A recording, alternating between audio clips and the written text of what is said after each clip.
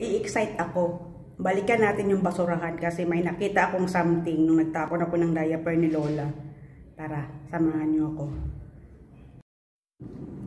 Ayan, nagtapon ako ng basura kanina.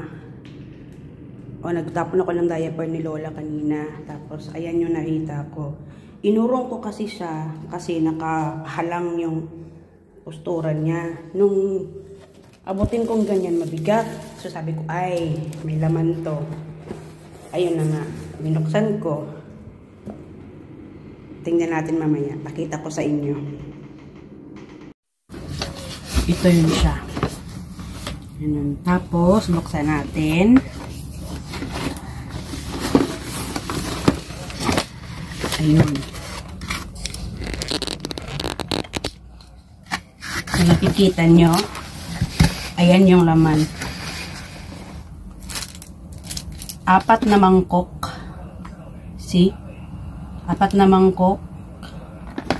Tapos, 2 plato. Ganito. 2 ganito.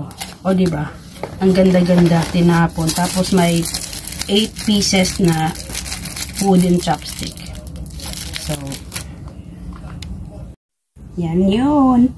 Ito yung diba? Dami talagang nakukuhang grasya sa basura. Oh, ayan. Ang cute. Nga, ang ganda. I'm so happy.